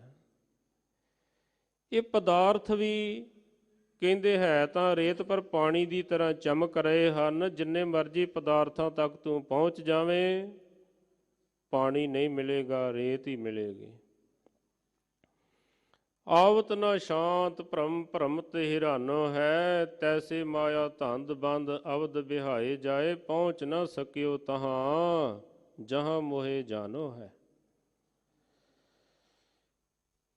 ਸਤਿਗੁਰੂ ਪਾਤਸ਼ਾਹ ਜੀ ਸਮਝਾਉਂਦੇ ਹਨ ਕਿ ਇਹ ਵਾਹਿਗੁਰੂ ਦੇ ਨਾਮ ਨੂੰ ਭੁਲਾ ਕੇ ਬੰਦੇ ਨੂੰ ਤ੍ਰਿਪਤੀ ਨਹੀਂ ਹੋ ਸਕਦੀ, ਸੰਤੁਸ਼ਟੀ ਨਹੀਂ ਹੋ ਸਕਦੀ। ਮਨ ਜਿਹੜਾ ਹੈ ਨਾ ਉਹ ਰੱਜ ਨਹੀਂ ਸਕਦਾ ਹੈ। ਪ੍ਰਭੂ ਛੋੜਿਆ ਨ ਲਾਗਾ ਨਰਕ ਸਮੰਜੀਆ। ਵਾਹਿਗੁਰੂ ਨੂੰ ਭੁਲਾ ਕੇ ਹੋਰ ਕੰਮਾਂ ਦੇ ਵਿੱਚ ਆਪਣੀ ਬਿਰਤੀ ਨੂੰ ਜੋੜ ਕੇ ਰੱਖਣਾ, ਕਹਿੰਦੇ ਫਿਰ ਅਖੀਰ ਜੀਵ ਨੂੰ ਨਰਕਾਂ ਦੇ ਵਿੱਚ ਪੈਣਾ ਪੈਂਦਾ ਹੈ। ਕਿਰਪਾਲ ਦਿਆਲ ਨਾਨਕ ਪਾਉ ਭੰਜੀਆ। ਅਖੀਰਲੀ ਪੰਕਤੀ ਵਿੱਚ ਮਹਾਰਾਜ ਜੀ ਸਮਝਾਉਂਦੇ ਹਨ ਕਿ ਹੇ ਵਾਹਿਗੁਰੂ ਜੀ, ਕਿਰਪਾ ਕਰੋ, ਰਹਿਮਤ ਕਰੋ, ਦਇਆ ਕਰੋ। ਸਾਡਾ ਜਿਹੜਾ ਜਨਮ ਮਰਨ ਦਾ ਭਉ ਹੈ ਇਹ ਕੱਟ ਦਿਓ, ਹਰ ਪ੍ਰਕਾਰ ਦਾ ਭਉ ਕੱਟ ਦਿਓ। ਮਨੁੱਖ ਭੈ ਭੀਤ ਹੋ ਕੇ ਜੀਵਦਾ ਹੈ। ਮਹਾਰਾਜ ਸਮਝਾਉਂਦੇ ਹਨ ਕਿ ਜੀਵ ਨੇ ਭੈ ਦੇ ਵਿੱਚ ਨਹੀਂ ਜੀਵਣਾ ਹੈ, ਨਾ ਹੀ ਸੰਸਾਰ ਦੇ ਵਿੱਚ ਖਚਿਤ ਹੋਣਾ, ਨਾ ਹੀ ਭੈ ਹੀ ਕਰਨਾ ਹੈ। ਕੀ ਕਰਨਾ ਹੈ? ਚਿੰਤਾ ਨਹੀਂ ਕਰਨੀ, ਚਿੰਤਨ ਕਰਨਾ ਹੈ, ਸਿਮਰਨ ਕਰਨਾ ਹੈ। ਉਸ ਤਰ੍ਹਾਂ ਵਰਤਨ ਵੈ ਰਾਗ ਰੱਖਣਾ ਗੁਰਮੁਖ ਨੇ, ਪਰ ਬਿਰਤੀ ਉਸਾਰੂ ਰੱਖਣੀ ਹੈ। ਤਿਆਗ ਨਹੀਂ ਕਰਨਾ ਹੈ ਕਿਸੇ ਗੱਲ ਦਾ, ਮਨ ਦਾ ਤਿਆਗ ਕਰਨਾ ਹੈ। ਲੋਗ ਕੁਟੰਬ ਸਭੋ ਤੇ ਤੋਰੈ, ਤਉ ਆਪਨ ਵੇਢੀ ਆਵੈ ਹੋ। ਜਦ ਆਪਾਂ ਮਨ ਦਾ ਸੰਬੰਧ ਤੋੜਦੇ ਹਾਂ, ਮਨ ਦਾ ਸੰਬੰਧ ਗੁਰੂ ਦੇ ਨਾਲ ਜੋੜਦੇ ਹਾਂ, ਪਰਮਾਤਮਾ ਦੇ ਨਾਲ ਜੋੜਦੇ ਹਾਂ, ਫਿਰ ਗੁਰੂ ਪਰਮੇਸ਼ਰ ਦੀ ਪ੍ਰਸੰਨਤਾ ਦੇ ਪਾਤਰ ਬਣਦੇ ਹਾਂ। ਸਤਿਗੁਰੂ ਪਾਤਸ਼ਾਹ ਜੀ ਨੇ ਮੂਲ ਰੂਪ ਦੇ ਵਿੱਚ ਸ਼ਬਦ ਦੇ ਵਿੱਚ ਸਾਨੂੰ ਇਹ ਸਮਝਾਇਆ ਹੈ ਕਿ ਰਾਜ ਪਾਠ ਉਦੋਂ ਕਪਟ ਬਣ ਜਾਂਦਾ ਹੈ, ਛਲ ਬਣ ਜਾਂਦਾ ਹੈ, ਜਿਸ ਵਕਤ ਬੰਦਾ ਇਹਦਾ ਹੰਕਾਰ ਕਰਨ ਲੱਗ ਪੈਂਦਾ ਹੈ। ਤੁਲਸੀ ਜੀ ਦੇ ਬਚਨ ਹਨ ਨਾ, ਐਸੋ ਕੋ ਜਨਮਿਓ ਜਗ ਮਾਹੀ, ਪ੍ਰਭਤਾ ਪਾਏ ਜਾਸ ਮਦ ਨਾਹੀ। ਵੱਡੇ ਵੱਡਿਆਂ ਦੀ ਬੁੱਧ ਖਰਾਬ ਹੋ ਜਾਂਦੀ ਹੈ ਜਦੋਂ ਬੰਦੇ ਨੂੰ ਕੋਈ ਕੁਰਸੀ ਮਿਲ ਜਾਂਦੀ ਹੈ। ਵੱਡੇ ਭਾਗਾਂ ਵਾਲੇ ਹੁੰਦੇ ਹਨ ਜਿਹੜੇ ਕੁਰਸੀ ਤੇ ਬੈਠ ਕੇ ਫਿਰ ਵੀ ਆਪਣੀ ਮੱਤ ਨੂੰ ਟਿਕਾਣੇ ਰੱਖਦੇ ਹਨ। ਆਪਾਂ ਇਹ ਮਾਲਕ ਦੇ ਕੋਲੋਂ ਮੰਗਣਾ ਹੈ, ਸਾਡੀ ਮੱਤ ਟਿਕਾਣੇ ਰਵੇ। ਭਾਵੇਂ ਕੁਰਸੀਆਂ ਮਿਲਣ, ਭਾਵੇਂ ਧਨ ਮਿਲੇ, ਭਾਵੇਂ ਪ੍ਰਭਤਾ ਮਿਲੇ, ਪਰ ਇਹਨਾਂ ਦਾ ਹੰਕਾਰ ਨਾ ਹੋਵੇ। ਐਸੀ ਦਾਤ ਆਪਾਂ ਸ਼ਬਦ ਦੀ ਦਾਤ, ਕਿਉਂਕਿ ਇਹ ਸ਼ਬਦ ਦੇ ਨਾਲ ਹੀ ਸੰਭਵ ਹੋ ਸਕਦਾ ਹੈ। ਆਪਾਂ ਸਤਿਗੁਰੂ ਪਾਤਸ਼ਾਹ ਜੀ ਦੇ ਪਾਸੋਂ ਇਹ ਦਾਤਾਂ ਜਿਹੜੀਆਂ ਹਨ ਮੰਗਣੀਆਂ ਹਨ। ਆਓ ਸਾਰੇ ਅਰਦਾਸ ਕਰੀਏ। ਵਿਸਰ ਨਾਹੀ ਦਾਤਾਰ, ਵਿਸਰ ਨਾਹੀ ਦਾਤਾਰ, ਵਿਸਰ ਨਾਹੀ ਦਾਤਾਰ, ਵਿਸਰ ਨਾਹੀ ਦਾਤਾਰ। ਆਪਣਾ ਨਾਮ ਦੇਹੋ, ਆਪਣਾ ਨਾਮ ਦੇਹੋ, ਆਪਣਾ ਨਾਮ ਦੇਹੋ, ਆਪਣਾ ਨਾਮ ਦੇਹੋ। ਗੁਣ ਗਾਵਾਂ ਦਿਨ ਰਾਤ, ਗੁਣ ਗਾਵਾਂ ਦਿਨ ਰਾਤ, ਗੁਣ ਗਾਵਾਂ ਦਿਨ ਰਾਤ, ਗੁਣ ਗਾਵਾਂ ਦਿਨ ਰਾਤ। ਨਾਨਕ ਚਾਉ ਇਹੋ, ਨਾਨਕ ਚਾਉ ਇਹੋ, ਨਾਨਕ ਚਾਉ ਇਹੋ, ਨਾਨਕ ਚਾਉ ਇਹੋ। ਜਾਚਕ ਮੰਗੇ ਦਾਨ ਦੇ ਪਿਆਰਿਆ, ਜਾਚਕ ਮੰਗੇ ਦਾਨ ਦੇ ਪਿਆਰਿਆ। ਜਾਚਕ ਮੰਗੈ ਦਾਨ ਦੇ ਪਿਆਰਿਆ, ਜਾਚਕ ਮੰਗੈ ਦਾਨ ਦੇ ਪਿਆਰਿਆ। ਦੇਵਨਹਾਰ ਦਤਾਰ ਮੈਂ ਨਿਤ ਚਿਤਾਰਿਆ, ਦੇਵਨਹਾਰ ਦਤਾਰ ਮੈਂ ਨਿਤ ਚਿਤਾਰਿਆ। ਦੇਵਨਹਾਰ ਦਾਤਾਰ ਮੈਂ ਨਿਤ ਚਿਤਾਰਿਆ, ਦੇਵਨਹਾਰ ਦਾਤਾਰ ਮੈਂ ਨਿਤ ਚਿਤਾਰਿਆ। ਨਿਖੁੱਟ ਨ ਜਾਈ ਮੂਲ ਅਤੁਲ ਭੰਡਾਰਿਆ, ਨਿਖੁੱਟ ਨ ਜਾਈ ਮੂਲ ਅਤੁਲ ਭੰਡਾਰਿਆ। ਨਿਖੁੱਟ ਨ ਜਾਈ ਮੂਲ ਅਤੁਲ ਭੰਡਾਰਿਆ, ਨਿਖੁੱਟ ਨ ਜਾਈ ਮੂਲ ਅਤੁਲ ਭੰਡਾਰਿਆ। ਨਾਨਕ ਸ਼ਬਦ ਅਪਾਰ ਤਿਨ ਸਭ ਕਿਛ ਸਾਰਿਆ, ਨਾਨਕ ਸ਼ਬਦ ਅਪਾਰ ਤਿਨ ਸਭ ਕਿਛ ਸਾਰਿਆ। ਨਾਨਕ ਸ਼ਬਦ ਅਪਾਰ ਤਿਨ ਸਭ ਕਿਛ ਸਾਰਿਆ, ਨਾਨਕ ਸ਼ਬਦ ਅਪਾਰ ਤਿਨ ਸਭ ਕਿਛ ਸਾਰਿਆ। ਸਤਿਗੁਰੂ ਜੀ ਸਭਨਾਂ ਦੇ ਉੱਪਰ ਮਿਹਰਾਮਤ ਕਰਨ, ਸਾਧ ਸੰਗਤ ਜੀ ਸਾਬਤ ਸੂਰਤ ਹੋਈਏ, ਅੰਮ੍ਰਿਤ ਛਕੀਏ, ਸਿੰਘ ਸਜੀਏ, ਨਾਮ ਬਾਣੀ ਦੇ ਨਾਲ ਜੁੜੀਏ, ਤਾਂ ਕਿ ਲੋਕ ਸੁਖੀ ਪਰਲੋਕ ਸੁਹੇਲੇ ਹੋਵਣ। ਸਮੂਹ ਸੰਗਤ, ਸਮੂਹ ਪ੍ਰਬੰਧਕ ਜਨਾਂ ਦਾ ਬਹੁਤ ਬਹੁਤ ਹਾਰਦਿਕ ਧੰਨਵਾਦ। ਭੁੱਲਾਂ ਚੁੱਕਾਂ ਦੀ ਖਿਮਾ। ਆਓ ਅਖੀਰਲੀਆਂ ਪੰਕਤੀਆਂ ਸਰਵਣ ਕਰੀਏ ਜੀ। ਪ੍ਰਭੂ ਛੋੜਿਆ ਨ ਲਾਗਾ ਨਰਕ ਸਮੰਜੀਆ,